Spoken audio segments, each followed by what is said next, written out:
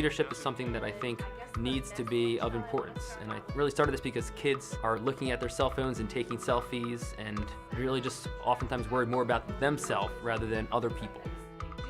When they're doing the human knot, they do have to communicate, they do have to work together as a team, and they also are doing a little bit of delegation when they're assigning tasks for who's moving where. So it's definitely also a great example of cooperation. If I didn't know better, I'd say that's the cool guy's smiley face emoji walking. The wearable element is totally different. It's not just a flat painting. It's saying this is a statement that I'm going to wear, and the model owns it as they walk the runway in front of the whole community and says, this is my experience of social media. Effects of social media use. Got it? It's definitely impacted me because of the relationships I've made with the kids here. Next year I'm going to miss them all a lot, and I think that everyone needs to look at them as not just the special ed kids in our school, but really have them as friends. Hi everyone, welcome to Classroom Close-Up New Jersey. I'm your host, Marie Bliston. This is as good a time as any to talk about leadership. Where do leaders come from? Well, they come from each new generation of young people. During this school year alone, 95,000 New Jersey high school seniors look ahead to graduation day. Every one of them has so much potential. We can't all be class president or captain of the lacrosse team, but leadership comes in many flavors, and leadership qualities can be taught. Today on our show, we'll focus on what it means to lead by example and how school programs are creating a culture of serving others. In fact, we'll begin with that theme. To lead is to serve. If you step out from yourself and think about the other person, that's what service is. Get to know your communities, help out, volunteer. No matter how intimidated you may be by the group around you, or if you think you don't fit in, you always have something to say. Sometimes I think that kids who are 15, 16 years old and sophomores in high school are still a little lost, and they don't know what their future holds. They don't know what career they want to go into most of the time. They might have a role model or two in their life that they see as a leader, but they don't really understand what it means to be that person yet. Learning how to become a person who leads is why these 10th graders are spending a Saturday at school. Today is Sophomore Leadership Academy, so we have invited a ton of sophomores from Clearview to come today, and there are activities and speakers that will tell them and teach them what it is and how it is to be a leader and to serve. Leadership is something that I think needs to be of importance, and I really started this because kids are looking at their cell phones and taking selfies and really just oftentimes worried more about themselves rather than other people. You were nominated today by a teacher, by a coach, by numerous other people in the school who have seen you in a leadership setting. This is an invited event, and all of the teachers pick 5 students that have shown leadership potential. They don't have to be the loudest and the most extroverted people. They just have to show leadership tendencies and qualities. So about 120 sophomores showed up today, which is an amazing turnout to devote a Saturday to learning about leadership skills. Summers started the event 4 years ago. Today it's run by a volunteer committee made up of counselors, teachers, administrators, and parents, and led by students. Last year we were asked to come here as freshmen, and because we did so, we were able to apply to be interns this year. So me and Dara are both interns, and we have organized the whole event today, from the speakers to what time they're showing up, to the schedule, to the food. We've been working for weeks after school with Mr. Summers and Mr. AC and the other guidance counselors about planning today. First on the agenda was a communication exercise that began with a personality test. Each person, depending on their personality, got a certain color of bead. And so the point of today was to basically say, how do you serve in your community? And when they answer, you get to trade beads. So you get to talk to all different types of leadership styles, all different types of people, because that's how you work in a job, if you are in school. And I think those communication skills are incredibly important in everyday life. Most of the day was filled with speakers and breakout sessions featuring community members who shared their ideas on leadership and service. Service is not about these big blood drives that people are coming to take a picture of me looking good in front of the old blood drive machinery. It's not about a cleanup. Those things are important, but it's about the why you do it. The message I was trying to get across to kids today is that community service is not about big events that occur once a year or building up a resume to apply to college. It's really about a mindset, about putting someone before yourself. Getting those first words out can be really challenging, but if you have an idea, you want to let it be heard. I'm an engineer. I'm often a lot younger than everyone else at work, and I'm often the only female. So I wanted to talk to the students about leadership coming in all shapes and sizes. This person is the most prolific American author of this day. Some of you may have heard of him, Stephen King. No one believed in him early on. They need to start developing the skill set to never stop, never give up, and sort of build your talent as you go. So I think it's never too early to start, and these students are on the right path. They really would give us like their experiences and what they went through and like inspired us. I really feel that it showed techniques to help stand up for what you think is right and to disregard how others perceive you and do your own thing. Several speakers told students that to be an effective leader, they need to take care of their own health through food, sleep, and managing stress. You're putting yourself at a disadvantage if you're not getting enough sleep. Taking care of yourself is related to leadership because you are setting an example for other people, saying, I can juggle all of these things, but most importantly, I want to make sure that I am healthy and that I can do everything to the best of my ability. The day's themes were reinforced through fun and active teamwork exercises. They teach us how to learn how to be a leader and have fun at the same time. It's been a really good day. I'm going to take away how to be a better leader out on the sports field and definitely in the classroom. It'll help a lot with my emotions and how I handle them and how I interact with others. It has taught me new ways to cope with things and how to do new things and how to be a better leader. Clear! People have asked me this question numerous times. They said, what's next? What do they do after the Sophomore Leadership Academy? I know it's just a one-day training and then they don't have a follow-up. But it is a training by nature. It's like a professional development session in my education world, where they hopefully then turnkey that information in the short term and the long term to their friends. Maybe make a better decision during a bullying situation. Maybe they get home and say, I really want to do community service because it's for someone else. So in the long term, I think I want them to be better people and to grow, but in the short term, I want them to maybe make a better decision today or tomorrow, and just to say, this world is not just for me, this is for other people as well. Learning about leadership helps young people improve communication and collaboration skills and gives them opportunities to increase confidence and self-esteem, particularly important in young girls, today more than ever. Last spring, we were invited to visit a school in Glassboro for a glimpse into a program for girls where inspirational women role models lead a way.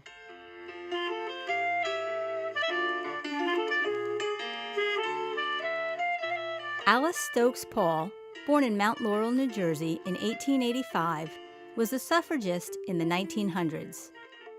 She was instrumental in passing the 19th Amendment, which granted women the right to vote. That was just the beginning. Her efforts towards equality continued, and in 1923, she wrote what we know today as the Equal Rights Amendment. Alice Paul dedicated the rest of her life, until her death in 1977, making sure that every person has the same opportunities and rights, and to let women know that they have a voice. Her mission lives on through the Alice Paul Institute. The Alice Paul Institute is a nonprofit organization, and we honor the legacy of suffragist and equal rights advocate Alice Stokes Paul. Do you remember when we were at Paulsdale and you guys traveled around and you learned about historic women? Yes. Do you remember some of them? And we do that through our women's history programs. And Alice Paul and Emma Watson. And we do that also through our girls leadership development programs. One of those development programs is Lead Away. The Lead Away program is for middle school girls. We try to instill leadership skills, but at the same time give the girls positive female role models. Alani and Madison get up and then go over Malka. What? What? Move, go up and over Malka. They actually have to get themselves into a knot and then get themselves out of it without letting go of their hands. The hardest part for us is more communicating, and understanding where each hand was. Yeah, we had to do a lot of problem solving and our techniques that we went over. Yeah, we had to try things and then we had to reverse them. Ms. Myers reached out to me from the Alice Paul Institute and said she had a program for young ladies in the Gloucester County area and asked if our middle school would be interested. And when these opportunities come up, we say yes. We always say yes. We did one link at a time. You know what I mean? Like one arm. Communication was a big part. When they're doing the human knot, they do have to communicate, they do have to work together as a team, and they also are doing a little bit of delegation when they're assigning tasks for who's moving where. So it's definitely also a great example of cooperation. Buttons and Spoons is a great team activity where the girls do have to work together. They do have to communicate as well in order to get the task done. The United Way chose to sponsor the Lead Away program so that the girls could work on their leadership skills. We're about education. We're about promoting growth in young women, and that's why we chose the program. Right around the 1990s, early 2000s, there was a lot of reports coming out about girls and how they were treated in the classroom and how they'd affected them. And there were studies that really focused on girls and the drop in self-esteem that occurred right around 6th, 7th, and 8th grade. I'll just never raise my hand because I would think, oh my God, they're all staring at me, I'm gonna get this wrong, and then I just kind of sit there quietly. So that's how the Alice Paul Institute decided, we have some great women's leadership programs in New Jersey, but let's start a girls' leadership program, specifically for that middle school girls group. Since I got to Lead Away, I figured out that I can say my answers even if they're wrong. This program, starting at the middle school level, will only help these young ladies be much more successful in high school, much more successful in college, and they'll take on leadership roles. These young ladies are going to be running our companies, they're going to be running our country, they're going to be taking over, and they're going to be standing side by side with their male counterparts making a difference. So you need to come up with 3 new uses for these binder clips.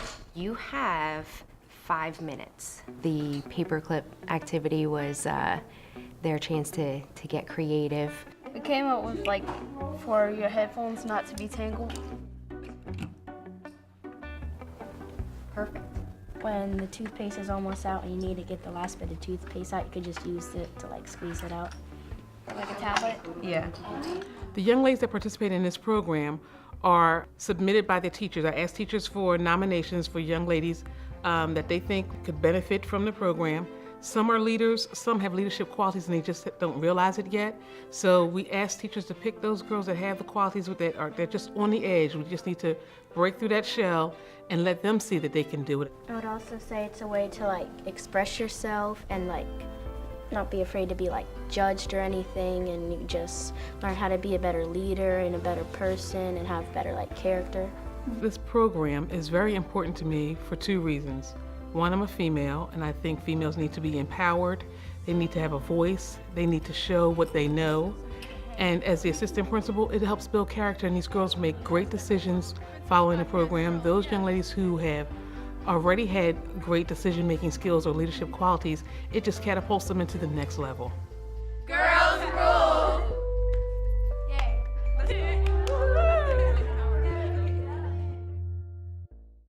When we return, fashion benefits humanity. Don't go away.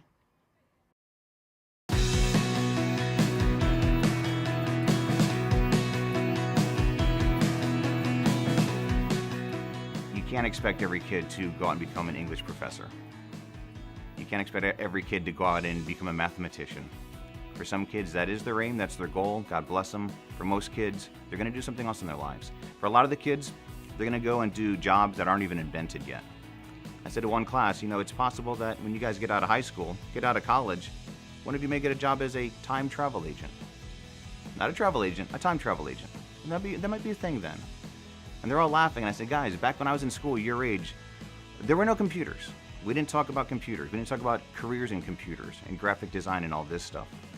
I said, there's jobs out there that are available now. But when you get out of college, there's gonna be jobs out there that aren't even existing now. So your job as a teacher is just to really help the kids find their passion, figure out what they want to do and help them get there.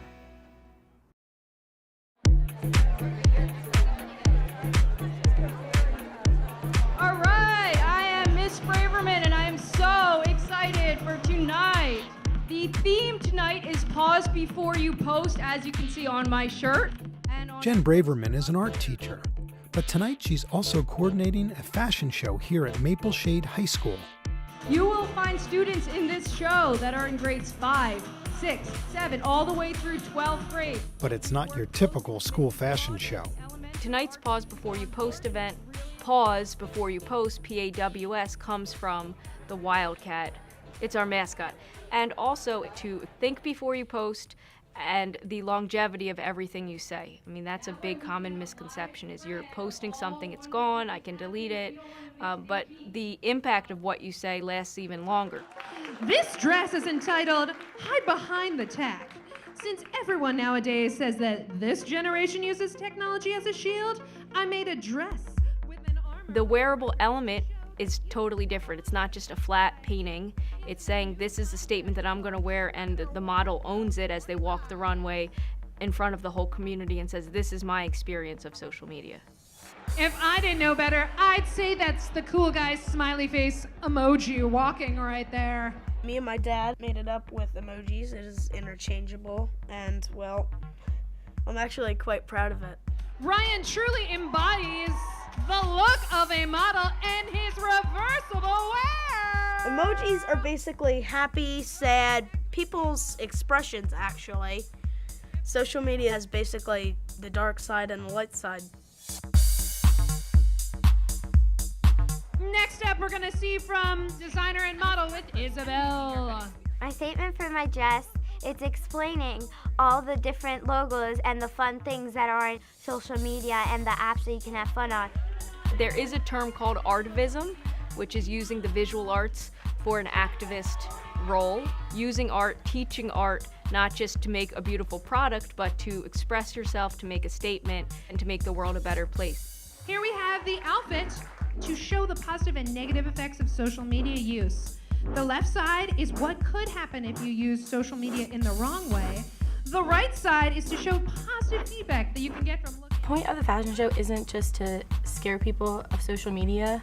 I think the point is showing that there is good in social media, but you have to be aware of the negatives. Next, we're going to see up front. This event is hosted by the high school's National Art Honor Society chapter.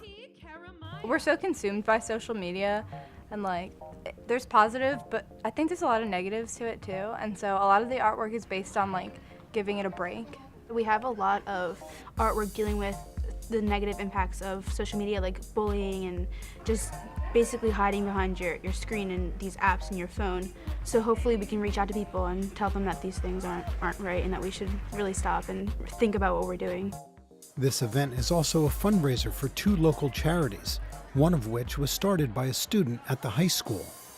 Operation Purple Sky is an anti-bullying organization founded by myself and my friend Michelle. Our main goal is to spread awareness for bullying and mental health, and that was started on Twitter. We want to inform people how it can change someone's life. We spread awareness about bullying in many ways. We started off telling everyone that they are beautiful just like the purple sky. We started spreading positive messages. I wanted to do the organization because it's something I really believe in. Some people think that bullying isn't as big, but it is. It happens a lot on social media, more than you could imagine. Contact is the designated sexual assault service provider for Burlington County. We have free and confidential counseling for survivors as well as their family. Within social media, we see components of the continuum of sexual violence. So that includes sexual harassment, rape jokes, voyeurism, exhibitionism, and often we find sexual violence within social media. When someone experiences that, we are able to help them and give them support. I always do the fashion show with a beneficiary because I'm passionate about getting people here and raising money for organizations within our direct community. It brings out students and community members that would not be interested otherwise. Here at Maple Shade, we're trying to teach everyone that social media and all of our technology here can be used for positive things. Seeing how many people got involved with this, especially even younger kids, I hope that while making what they did, they kind of learned more about something they didn't think about before. In my pocket, I have the world. 4 inches, 2 cameras, 1 screen, 2 hands, 10 fingers. A world. Social media has overtaken everything, and we can't really fight it, so we're joining it in a positive way.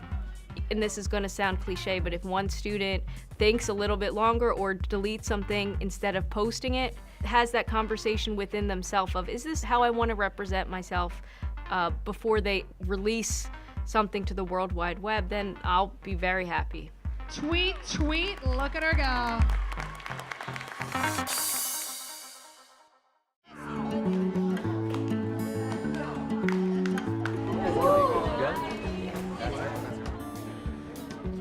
Volunteers to start off? Jonathan, come on in. 25 jumping jacks. A lot of times we talk about inclusion. We think of inclusion as a person with a disability going into a typical situation. This is folks without disabilities coming into their gym class. And it's still inclusion. The only thing that's different necessarily is really the curriculum. It is a phys ed program, so there are phys ed goals to it. Exercise, conditioning, that kind of thing from a phys ed perspective. 20 star jumps. Also socialization and communication are big parts of it as well. I mean, it's a real nice example of two departments working together. You have the special ed department and the phys ed department at the high school, working collaboratively together.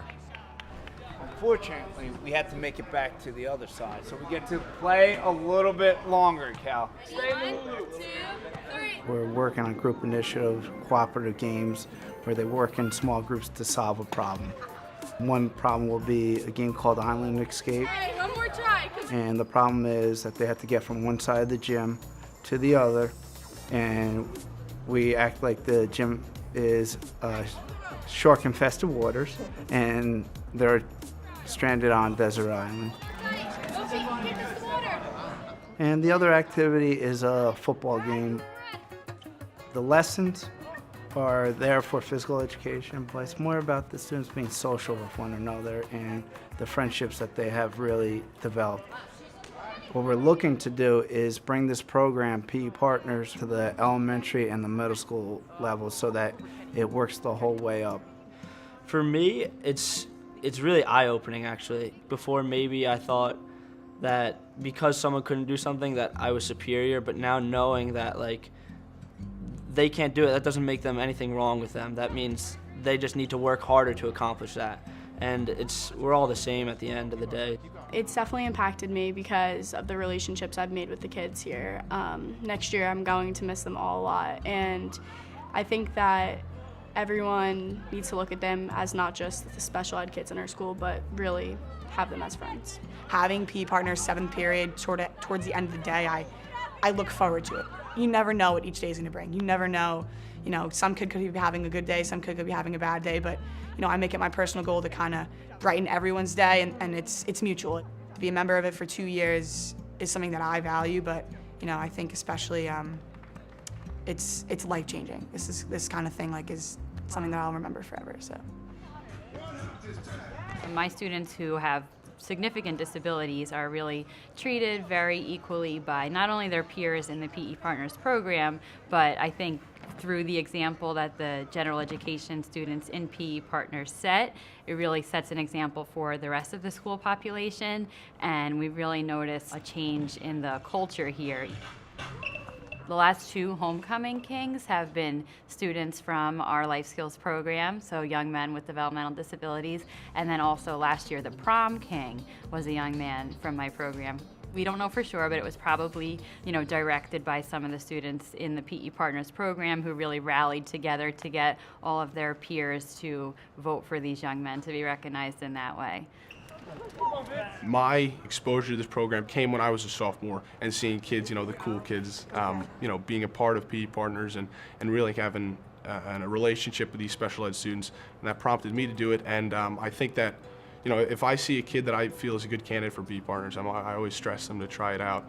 You're seeing more of an influx of kids who want to be involved. That's the difference. 4 years ago, when there was no program, nobody was involved. You had maybe 2, 3 kids who would want to work in your class or knew your kids outside, or they'd say, hey, I know you, I know your younger brother or your older sister. But now, you get, hundreds of kids who just want to be involved. Star jump. 10 star jumps. PE Partners is probably the best experience I've had in all of high school. I work with Grace specifically, but with every student that's in the class, you just have this special kind of friendship that you don't get anywhere else. I actually ended up writing one of my college essays on her. She's gone from barely speaking at all last year, and now we'll have full conversation. She'll come in excited about her weekend. Like, there's just nothing else that can really affect me as much. And you know, my essay was, well, who do you speak for? And I speak for Grace too, so that she's comfortable speaking with others.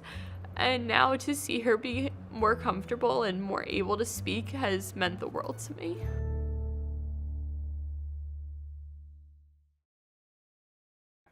Jody and Grace have formed a valuable friendship. The popularity of PE Partners means that so many more students will have the chance to build on socialization skills, problem solving, and all of the leadership qualities that we featured throughout our show. It's encouraging to be around this new generation of young people as they take their next steps into the world. You can watch lots more online, so please visit us at classroomcloseup.org and on Facebook for frequent updates. And join us next time when we'll check out a Cybrary. Until then, for Classroom Close-Up New Jersey, I'm Marie Bliston. See you soon.